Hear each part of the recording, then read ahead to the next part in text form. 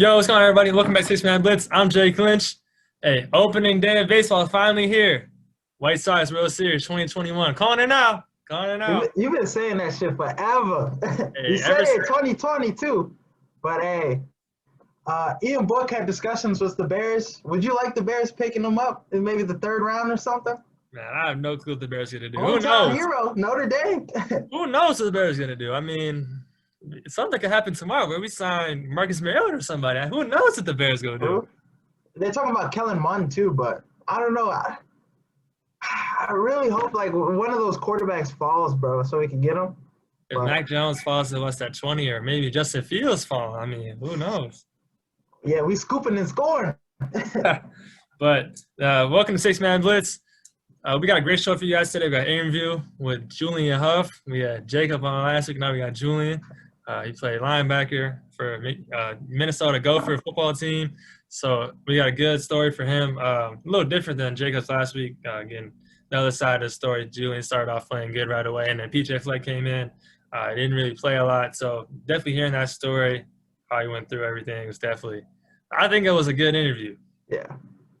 But make sure to subscribe to us on Apple Podcasts, Spotify, YouTube, Pandora, anywhere you listen to podcasts, music. We on Pandora too. We on everything, man, everything. Yeah, but make sure to keep subscribing to us on everything, downloading us, everything. We're up to like 86 subscribers on YouTube, man. It don't seem like a lot, but to us, it's a lot. Almost to 100. Another giveaway coming soon if we get to 100. Hey, make sure to keep hitting that sub button. But make sure to also download episodes too. Hit that plus button next to the Spotify and Apple Podcasts episode numbers. You got anything else? Nah, man. That Pandora, though, I'm going to check it out. I'm going to subscribe later to the Hey, hey, Amazon Music, too. Damn. We on everything. We global.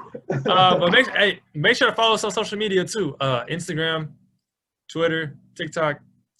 We stepping our game up social media-wise. Oh, yeah. So definitely start getting into videos. with that. Follow us on everything. And now let's get into the interview. Touchdown Bears! No way! Hangs, fires, yeah! The Bulls lead 87-86. Hello? You play to win the game. Let's go to eat a damn snack. Now we welcome former Minnesota Gopher and brother Micah Huff, Julian Yes, Huff. sir. How you feeling today, man? Feel great. Feel like $1 million. Yeah, I can see the outfit too, looking drippy. I feel The you. background is nice, too. You know, he in his new house. You know, hey, 23 sitting on 23 mil. Okay. All right, so now let's get to the interview. All right, so you got a twin brother, and you played with your brother your whole life. How is it like playing with a twin brother like that? Is it easier? Is more competition? How was that experience? To be quite honest with you, I couldn't imagine playing without him. We was thinking about going to a different school. That would have been a mistake. But just the whole way everything played out, you know, being able to have him as my roommate, and then, you know, just being able to work hard with him. It was honestly the best possible scenario.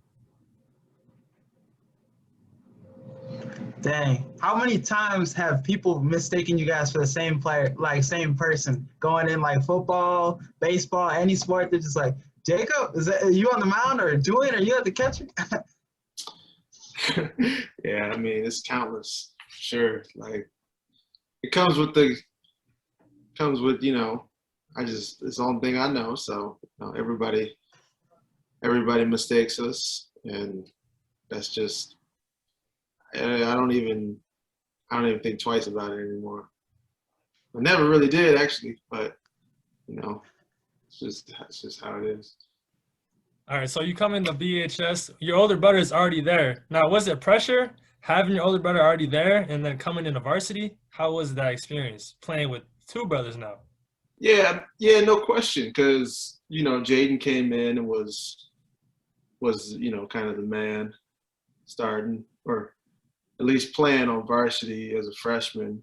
We came in, we didn't really didn't really have. Jaden was squatting 500 pounds as a freshman. You know, I still haven't been able to do that, well, as of lately. But fact is, you come into a culture with them winning state at my freshman year, and you know, being able to look up to that, it was just, I knew that I wanted to be a football player at that moment, and as I progressed, you know, the pressure relieved, obviously, because, you know, once you get better, you just playing, you're just balling. Now, most people don't even get to play with one of their brothers. You played with two of them. So now, what was your favorite sports memory or high school memory with your two older brothers during that season? Two older brothers? Nah, I got one older brother. Nah, you're not gonna clown us on our show, man. Nah, to answer your question, I gotta say beating HF, who was our rival, still is. Beating HF my junior year was crazy. Being able to beat them at their field, under the lights, and we all were the reason. All three of us were the reason why I got an interception that game. Jacob was balling. Jaden scored probably 3 or 4 touchdowns. So that game was probably the best collective moment for the three of us. Yeah, that game was an overtime game. That game was crazy because they had HF had 2 other brothers on the same team as well, the Harley Hamptons. Right. That's right, my man. Now, how would you describe the recruiting process for you? So you had the twin brother with you too. So was it like a package deal, or was it just like, I'm trying to get recruited? You know, Can't say older brother. You gonna Yeah, I kind of alluded to it earlier. Just, you know, originally we sold it, and schools kind of knew from the get-go it was a package deal. You know, I had Michigan State looking at me. Jacob had some other schools. He had like Penn State looking at him, and there were some different schools that were looking at us. But at the end of the day, Minnesota came to us first. They was the first Big Ten school to come to us. We had MAC offers. We feel like if we didn't commit to Minnesota early, we probably would have got more Big Ten offers or other likewise level schools. But Minnesota was just a school. You know, Jaden was already, you know, working out. He was already going to school in St. Cloud, which is probably a 45-minute drive from the campus that we went to. So it was perfect. And Jan followed right after.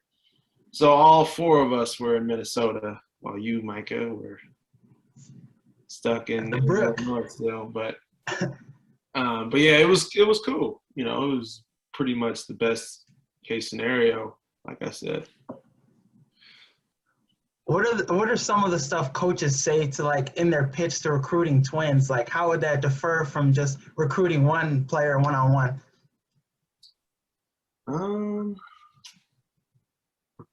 They don't really. They try to like sell you a pipe dream, just like any recruit. I mean, it's just a duplicated pipe dream to show like, oh, you guys will have the keys to the city. That's kind of what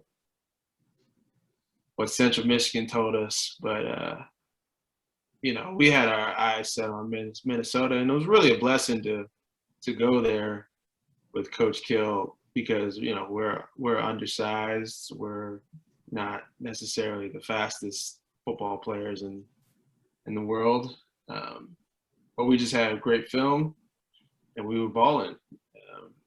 That's pretty much how I can sum up that my recruiting experience.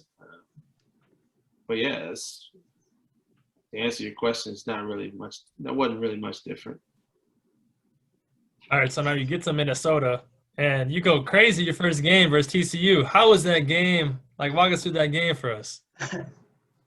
Yeah, it was crazy. It was a crazy time. All throughout, so backing up, my first spring there, we graduated high school early. We get on campus, and I'm able to impress the coaches almost immediately. Like third practice, I got like 2 interceptions, and into spring ball, I was playing with the twos. I had beaten somebody out. I had beaten 2 people out to get on the second string roster. So that was huge coming out of spring ball. Going into camp, which was in August, it was the same story. Just being able, they had found a way for me to get on the field because they must have really liked the way I played, so they wanted to get me on the field. And in some capacity, being that we were a Big Ten school, you used to ground and pound, and then playing a team like TCU, who was all spread, very fast. They had Trayvon Boykin, some other big names that I can't think of right now, but Watson. Yep, Dotson, guys like that. They just needed more speed on the field, and they put me on the line of scrimmage and told me to go to basically just go play football. I made a ton of plays, and I was fortunate to be able to start that game. And I look back on it, it's like that was crazy because it was my first college football game under the lights. On ESPN. It was the first game of the season, so everybody was watching. Yeah, it was like a Thursday too. Yeah. It was a Thursday, literally the only game, the first college football game on for the entire season. So, a lot of people watching. Our stadium was sold out, standing room only. Yeah, it was crazy. It was surreal, honestly, because not many people get to experience that. Now, was that like you the biggest game you played in, like atmosphere-wise? Oh, without a doubt. Without a doubt. Yeah, I can't think of any other game that was that crazy other than maybe Michigan. I was about to say, you taking that over the big house? So, Michigan at home in Minnesota. We played them that same year. It was right after Jerry Kill retired. So the game was sold out. It was under the lights. It was crazy, but it wasn't, it wasn't the only game on, and it wasn't on ESPN. Actually, it was on ESPN, but I was watching that at the Borlands. Yeah. Right, so it wasn't as crazy. But I don't have fond memories of that game, considering we lost in the last second. Yeah, dramatic fashion. Because we couldn't call a timeout. But fun. Now, you received a lot of success in your first 2 seasons, but this is the first time you and your brother weren't shining at the same time. Your brother wasn't receiving as much, playing time. How was that for you? Did you have to give him more support? What went into that? Well, yeah, I would say I wasn't necessarily. Yeah, I probably didn't give him as much support as I should have, considering, in his situation, I experienced his situation as, he got more success towards his junior and senior year. But I think we both handled it the same. And, fact is, we're grown-ass men, so we just handle our ups and downs, like I said, like men, and handled it the way we did. But fact is, I was playing well, but I wasn't playing to my total ability. I wasn't playing up to my top potential. At least I felt like. There was plays that I left on the field. There were situations where I could have played better. So that's probably what is a good segue to your next question, which I assume has to do with PJ Fleck and the whole situation there. Yeah. So how was that transition with Coach Kilworth's hiring and then PJ Fleck coming in? Oh, it was hell. It was the worst experience of my life by far. No question about it. I thought I was going to quit. I wanted to quit. But then, a little bit in me knew that, I could probably never look at myself in the mirror, really ever again if I quit and, just wanted to give up. But I definitely didn't want to give up. Coach Fleck came in. Oh, let me back up. So coaching staff got fired right before a big game, a big bowl game that I ended up getting. I got hurt in what was the Holiday Bowl. It basically tore up my ankle. It was a grade 3 high ankle sprain, which is worse than a break. Didn't know I had that bad of an injury because it was the last game of the year. Training staff didn't really look into it because I finished the game, which I shouldn't have, on a very bad ankle sprain. So I ended up waiting a month after our break to really bring it up. It was really negligent on my part to not raise any huge white flags or not go get at least an X-ray.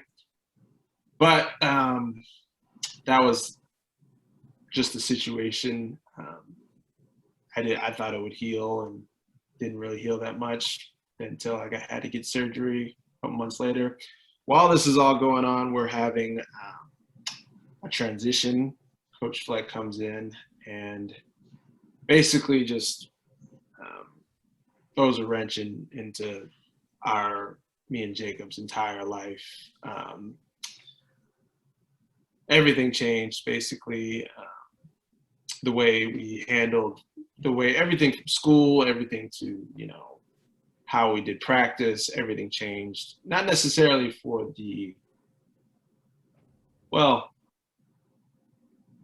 wasn't all bad, but it wasn't fun either.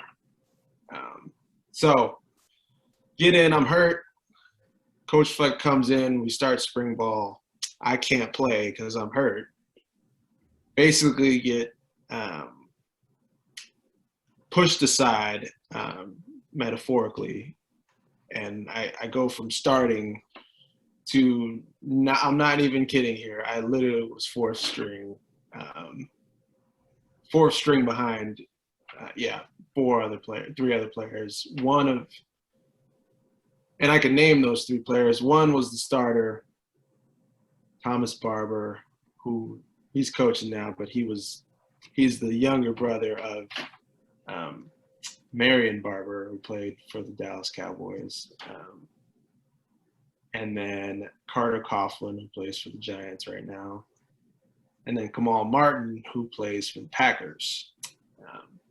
So I was playing well, starting and doing all that stuff. So then kind of got pushed aside, and then all of those guys were able to shine that spring ball year.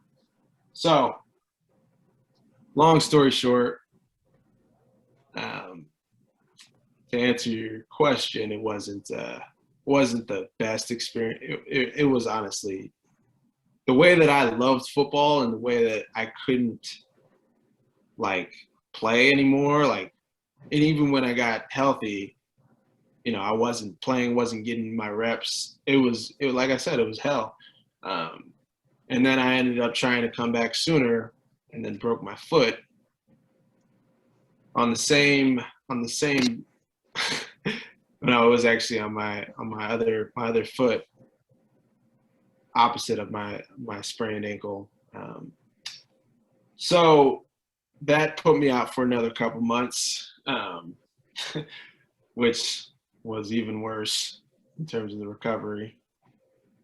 So to make a long story longer, we get to Yeah, long story long, not long story short. Yeah, so we get to camp, and I'm basically limping all throughout camp my junior year, trying to play. I should have redshirted, didn't. Decided to play, and then I knew my career would then be just special teams at that point. And yeah, and that's kind of when I started to go really hard into school, because I knew football wasn't necessarily going to be there. Now, it sounds like you faced hella adversity. Now, with all that happening, did you ever consider maybe transferring to another school, even though your brother was at Minnesota? Like, did that ever fly in your mind? Oh, of course. And when I say quitting, that's what I mean, like transfer. Yeah, I would have definitely transferred. I think I remember even like looking up some old coaches that used to recruit me. I looked at Michigan State, even though that would have been a stretch. Because usually when guys transfer, it's to a smaller school. So I was thinking about it, but it goes back to what I said originally. It was a great situation, playing with Jacob. So I just wanted to continue that. Now, you say you played with Jacob, and you saw Jacob play like junior and senior year. How was that handling that, seeing him go off while you kind of switched? You went off your first 2 years, and then he was going off his last 2 years. How was handling that? Oh yeah, I mean it was just as you would expect it to be. It was very, to be once in his situation, to be once to not have the playing time and not have the amount of exposure anymore. I was extremely happy for him, and really understanding of the first 2 years that he had gone through watching me play, which I'm sure felt the same. So yeah, it was an interesting flip switch. Fleck came in and was just like, yeah, you're gonna play, and you're not gonna play. Yeah. Now you take us. Now you said your junior season was like a little more rougher, but senior year, although you guys didn't have like the good amount of wins like in your first couple seasons, you had one of the biggest upsets in Minnesota history against Wisconsin, and you got playing time in that game with a big time interception. How was that how was that ending to your college career? Yeah, it was almost like you couldn't write a better ending for me in the situation that I was in. And I said that earlier that Fleck chose not to play me, which is true, but the fact is I am responsible for, and everybody who's a college football player or in life in general, you're responsible for what happens to you in your life, and you have to take accountability for where you are in life, no matter what. So I take full accountability, and how I put myself in the position that I was in. Like you said, the final game was just a storybook ending to my time with the Gophers, being able to play a lot on a big stage, and against Wisconsin, which to most people don't understand, but the game, at least to Gopher fans and Gopher alum, is huge. We haven't beaten them in 15 years. Go to their house. We haven't beaten them in 15 years, but we haven't beaten them at Camp Randall in over, I think it was like since 1993. So crazy amount of time, crazy amount of history went into that game, and being able to beat them was crazy. It was So, good. how would you describe your relationship with Gopher football now? Oh, it's a very healthy relationship. I want nothing but the best for Coach Fleck and for all those guys, and guys that I used to play with are still playing, like Tanner Morgan, Coney Durr, guys like that are still playing. They're pretty old now on the team, but because of COVID, they're still able to play. And yeah, like I said, I'm gonna probably go to one of their spring ball practices and shoot the shit and just catch up. But like I said, I want nothing but for the best. Yeah, me and Jacob were on the sideline when they beat Penn State, which was crazy, biggest upset in Gopher history. So things like that I just still want to be a part of, and hopefully they'll keep inviting me back. Now let's ask a question that might get you in a little trouble with the Gophers. So, what was one of the biggest differences between Fleck, Clays, and Kill, coaching wise? And you could say which one was your favorite. Well, the biggest difference, I would say, well, there's differences between all three, but my favorite coach was Coach Kill, even though I only was able to spend about 7 months with him. Is that right? Probably, yeah, eight or 9 months I spent with Coach Kill. But probably he recruited me, probably the most stand-up dude that I have ever met. But the biggest difference between him was that he didn't say that he cared. You just felt it. He cared too much. He cared so much about us, the players, that he almost died because he has epilepsy. And we literally almost watched him die on the practice field once, because he was about to have a seizure. But just the care factor was out of this world, and probably still is. All right, now that was the first part of the interview. Second part of the interview, we normally had to do rapid fire takes. Let's hit you with the rapid fire questions. Okay. You ready? Yep. All right. Now, what's your best PJ Fleck story? Best PJ Fleck story. Let's see. Probably one of the better PJ Fleck stories. Well, there's a ton of them. I mean, Yeah, he's a character. He showed up one day. He was bald, which was crazy. There's been things that rubbed me the wrong way about Fleck, but there's also been things that I really respected about him. But yeah, I thinking back, I think that his ability to, be the guy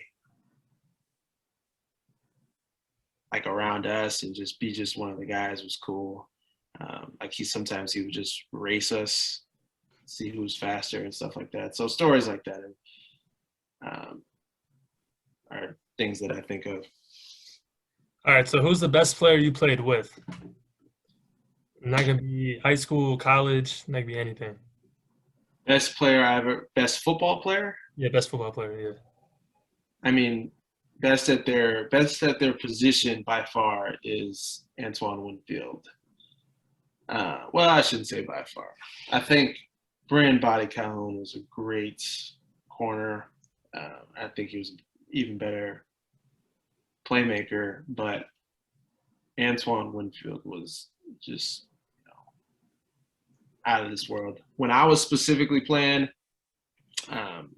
he was hurt a lot of the time. So seeing that he became an All-American right after I left and got drafted second round and, was able to do all that stuff, like literally not surprised any of us because he was that good. Now, what is a linebacker you kind of modeled your game after? Like a guy you looked at his highlights, try to imitate his moves and stuff in the game? Yeah, a couple Big Ten guys. Nobody in the NFL because you don't see many guys looking that are 5'10", and play the way that I used to play. But Chris Borland was a guy like me, like 5'9", 5'10". He was yoked, but he just knew the game like crazy. And then, well, that's old school, but a guy named Denikos Allen, if you look him up, he played at Michigan State, won the Rose Bowl. My opinion was the reason why they won the Rose Bowl because he was able to tackle Braxton Miller like on the 1 yard, like 1 yard before the first down, and the game was over. He was a guy like my height, same kind of build, but just a tough dude. And that's actually why Michigan State was recruiting me because they wanted somebody to replace Denikos. But yeah, those were a couple guys that I couldn't stop watching their highlights. All right, now a popular debate on our show that we've asked a lot of guests just like yourself. Who is the better, Jordan or LeBron? Oh, Jordan, no question. You're from Chicago. There's only one answer. Yeah, there's only one answer. I mean, you talk about 11 scoring titles, 4 defensive player of the year. There's no, in my opinion, it's obviously a close second with LeBron. I mean, the man's been to more championships than I think I've been alive. And you can make an argument for LeBron. You can. You just can. Don't ask Skip Bayless. LeBron's 9 on his list. Makes no sense. But what is one thing a coach has said to you that you still apply to your life today? Oh, it's got to be, believe it or not, it's Fleck. Fleck told me things and instilled things in my life that I'll literally never forget. And that's what I say when I say when I think of Fleck, there's been things that have rubbed me the wrong way, but there's also things that, I cannot, have literally changed my life for the better. So one thing that he has said to me and said to all of us was that, well, first off, he always says that it catches up to when it catches up to you. So your life is how you live your life. Sooner or later, what you're doing in the shadows is going to come to the light, no matter what, no matter who you are. So that was one thing. But the whole matter of not letting your circumstance dictate your behavior is the number one thing that I think of in my life right now. Like being able to take your situation and take it for what it is, but not letting that dictate your attitude or how you feel about other people or how you go about your life is extremely important. All right, now who's the best player you played against? Best player I played against. I would say Saquon Barkley, but he didn't really have a good game against us. Let me think. Jonathan Taylor didn't really run that well against me personally, he did run all over our defense. Sir. He did run all over our defense many times, actually. Best player I played against. I think. Yeah, I gotta say Cardell Jones was probably Ooh. one of those dudes that like, you know, like how do we tackle this dude and how do we beat this guy? Like he's literally has a rocket for an arm. Exactly. Big dude, cannon with an arm. And he can move. I missed like I think 2 tackles on him. So yeah, he was one of those guys. Definitely not the best player on paper, but when I actually played, you know, playing against him, it was just like, you know, we don't have an answer for this guy. Now, this is a big question. Now, a lot of people have given us some really great answers on this, so I'm interested to see what you're going to give us. You have 3 house guests, dinner guests, dead or alive. Who are you choosing? Well, first guess, I'm always going to choose Barack Obama first because just being in his presence alone is crazy. Obviously, me just you know having a guy that looks like me in the White House, can't ever take that for granted. Secondly, I'm gonna go with. This is a tough question. Let me think.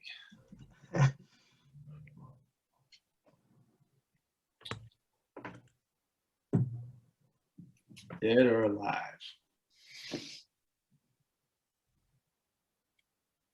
I mean, you know, it'd be nice to have Jesus. You're not the first person to say that, though. No, I'm serious though. Like for real. Like you know, he's a person who actually walked this earth. Right. Lord Savior. Hey, what do you think he would eat though? Nah, some people say he's black, some people say he's white. Shit, get some chicken or something for him. Yeah, I mean, Bible says his feet look like brass. Hey, Brass ain't white. Aaron Bailey said one of his disciples, so. Hey, Malcolm X was an answer too. 2 people have said Malcolm X. Yeah, I would go with Malcolm X too. That's an interesting dude. It would be an interesting dude to sit down with. Let's see. The third one.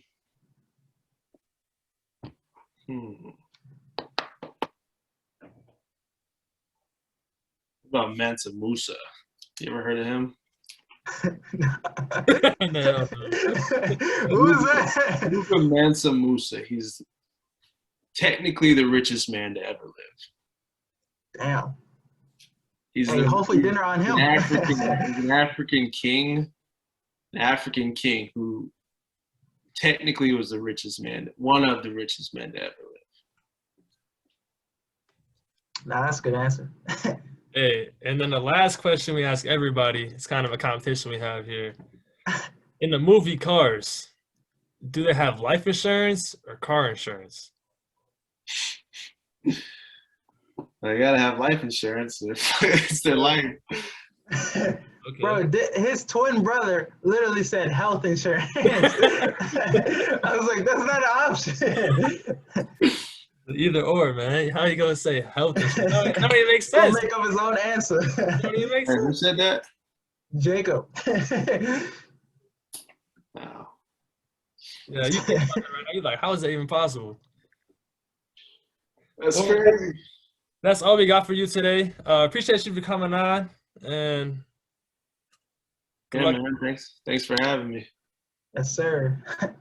RTB all day. Yes, sir. Row the boat. All right, y'all boys. Take it easy. All right, now we're back. Hope you guys liked that interview. We got some more interviews coming up soon.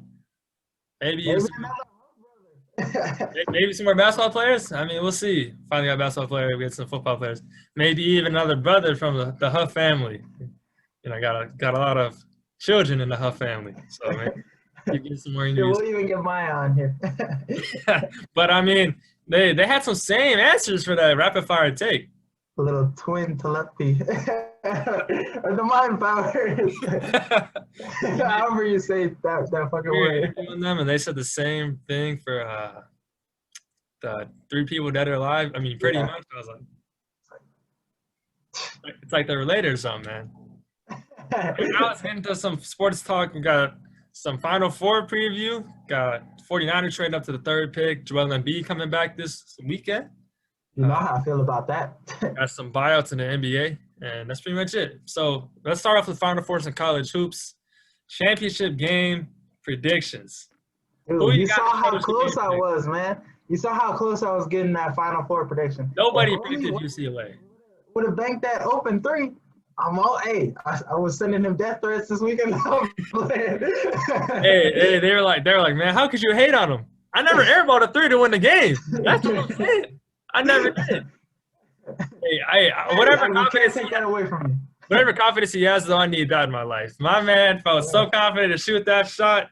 Mo Wagner, tough scene. You probably be looking at that Jordan quote every damn day. You miss that 100% of the shots you don't take. It's from The Office. It's the Wayne Gretzky, and there's Michael Scott at the bottom.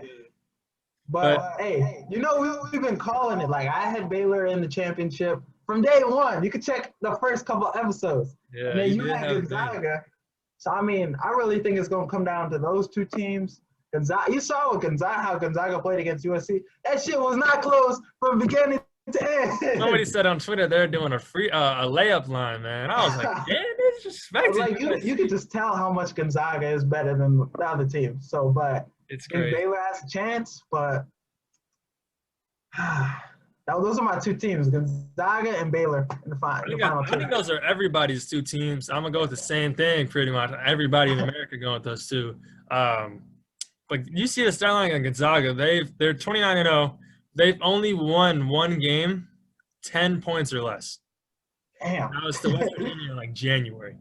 So they beat every team by 10 or plus points, and they've been dominating the tournament. Granted, they haven't played good teams, like good teams yet, but that's not their fault. Now they're playing UCLA, and they gonna run them out the gym, man.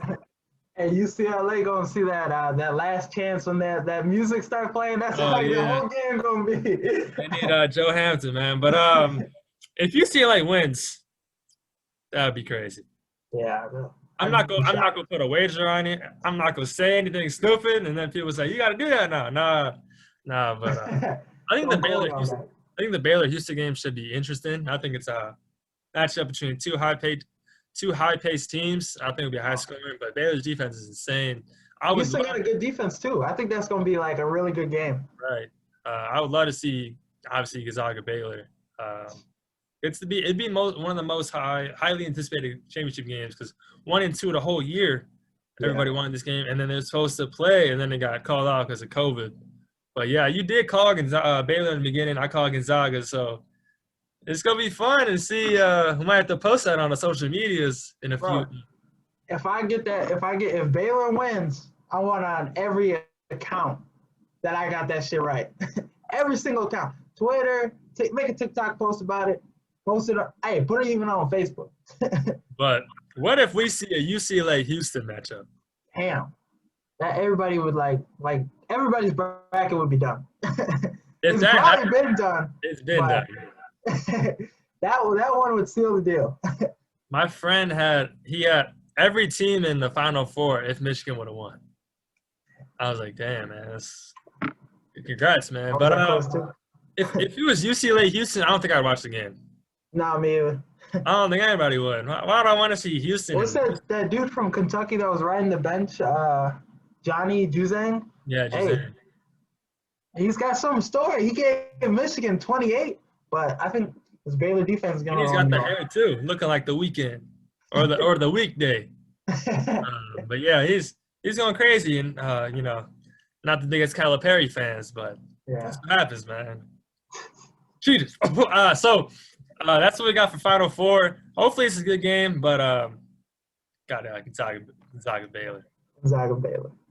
But now let's go into some NFL. San Francisco 49ers moving to number 3, shocking everybody. Nobody even thought of moving the 49ers up to 3. The Dolphins moved back to 12, but then they traded with the Eagles, so they're up to number 6 now. That trade for Laramie Tunsil is working out for the Dolphins in their favor. They got a lot of first-round picks from it, and then they got number 6 pick overall now. But what do you see the 49ers going with this direction moving forward? It's tough because you're really making Jimmy Garoppolo feel like you don't even trust him even more. Because he at home, like, the 49ers straight up for the 3rd, oh, they getting a quarterback. Like, how does that affect your franchise quarterback? And he's been on the rocks all season. You know, he's been on the trade rumors.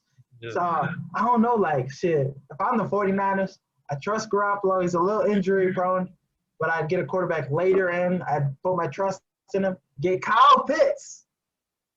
That'd be dangerous, bro. Him and Kittle.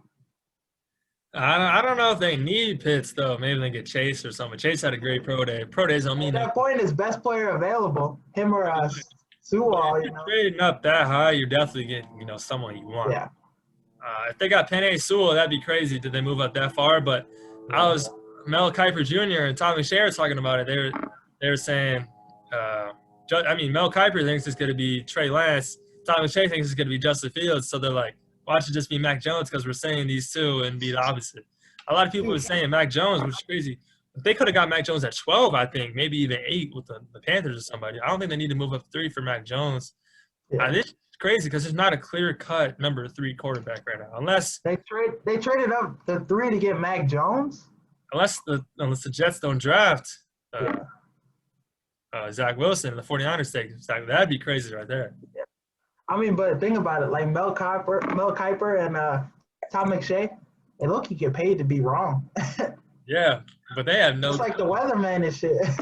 They have no clue though. Normally they know what's going on. They talk to GMs and stuff, but they have no clue. It's crazy to think like pretty much nobody has no clue. But it'd be fun to see. It's officially draft month to be in April, so having those trades is finally something good to see. We haven't had someone trade for that since like Mitch or Sam Darnold, and we saw those two. It's a little dangerous trading for that 3rd pick. You saw what happened last time. A little dangerous. You compare Jimmy Garoppolo sitting at home. I'm comparing him to Mike Glennon. When they signed Mike Glennon, he's sitting on and draft Mitch Trubisky. Like, man, what the hell? But hey, Mike Glennon. I don't know, but did you see that? Like, there was a thing that said all of Kiper and McShay, how they had like the quarterbacks ranked. Yeah, Mitch Trubisky. Trubisky, he was high. He was one on like everybody's board, damn near, and they had Patrick Mahomes like 4. All right, let's shift away from the NFL. Start going to NBA. Got 2 NBA topics to cover real quick. Joel Embiid returns Saturday. You're a Sixers fan. Trust the process. Your boy coming back. Is he still in the MVP discussion, or is that long gone? I think, like, with LeBron being hurt, there's a lot of candidates that are hurt right now, but the only one he'd really have to compete with if he came back and started balling, Damian Lillard. I think Damian Lillard he has, like, the most 30-point games crazy, like, in the NBA right now. But I think Embiid, if he comes back and he balls and then Philadelphia continues that first seed, if they stay in that first seed, then I think he's going to get it. You talk about Damian Lillard. I think he's 1 right now. Yeah. James Harden's a close 2, though, in my opinion. James Harden, dude, if Kyrie and Kevin Durant are hurt, James Harden could still have the Nets win. That's what I'm saying, man. I think Embiid's 3 because everybody else is hurt. Giannis is having the same year statistically as he has before. But Harden, he should have won these last, few years. I mean, he was right there most of the time and kept coming up short. But Embiid, if he can return to what he was doing before he got hurt, it's a scary sight in Philly. I hope he can, man. I mean, look at the East. The East is wide open, man. Yeah, it's like I think it's the Bucks, the Nets, or the Clippers. or the Sixers. But, bro, like, those 3 teams, like, in the West, too, right now, if the Lakers, they keep losing, they might have to be in a play-in situation. Imagine the Lakers in a play-in situation. Twitter would go crazy. They could lose, too. That's one and done. I mean, Twitter is also going crazy when the Nets signed Drummond. LaMarcus Aldridge. Talking all this like he's good or something still. I don't. But we Spurs got rid of him for a reason. saw LaMarcus Aldridge get bought out. Andre Drummond get bought out. Who will be the better buyout situation? The Lakers getting Drummond or the Nets getting LaMarcus Aldridge? I think it's tough though because Drummond is coming in and the Lakers are expecting him to be the third star.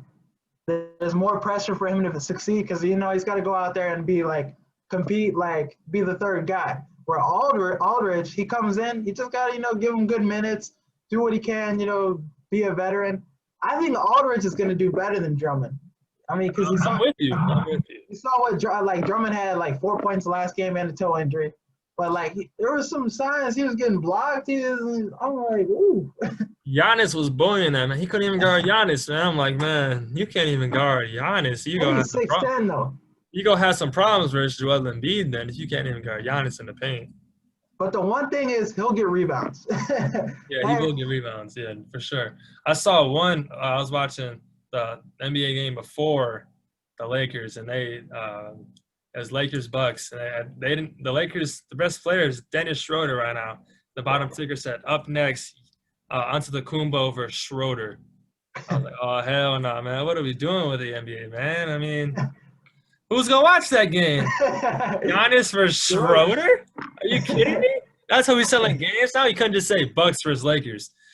People were watching more if it was Bucks versus Lakers. Now I saw the Schroeder. Like, who the hell is this dude? This Cash Nasty lookalike, man.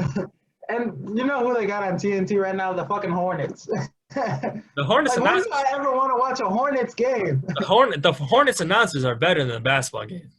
Oh, that Terry Rozier TikTok, he was fan. Terry! Terry! The announcers are funny, though, but LaMelo being out, it's kind of. If he was in, I'd definitely watch the game, but. Oh, yeah, no doubt. But they're getting 20-piece right now. No, 30-piece. The Charlotte Hornets, man, I mean. They in the playoff hunt, though. I'll give them that. They're like the 5th seed or something right now. After the year, though, it's kind of over. Yeah. All right. That's it, though. What you got for closing remarks? I know you see your boy Quavo out do it in the elevator. And he was just boxing this girl out. Ain't nothing wrong. And they talking about he the next Ray Rice. Like, chill. But do you think, as listening to rappers or artists and stuff, their personal life affects how you view their music? I think it does. It's tough though, because now then, if I hear R. Kelly on the radio. I was about to bring him up. I was about to bring up R. Kelly, but I was like, I don't know if that's the right audience. But or Michael Jackson too. There's some scandals about him. I'm still gonna be.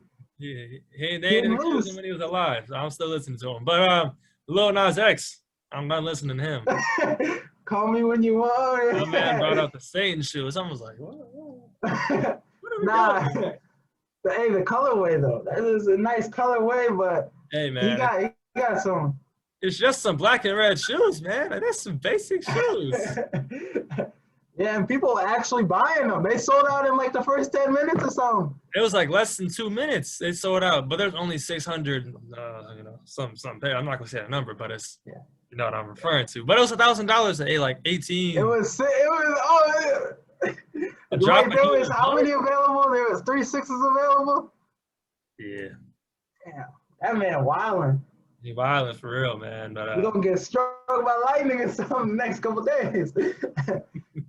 My closing remark is Roy Williams, formerly of North Carolina Tar Heels, finally retired. He had to say that college basketball has passed him up.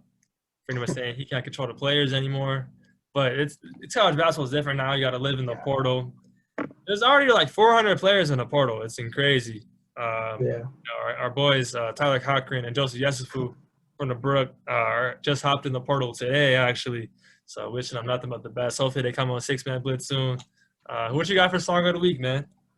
I Can Drive, Lil Uzi Vert. It's an older song on one of his older albums, but shit, fire. Let me put you on. You turn it on the car all the way up, bro.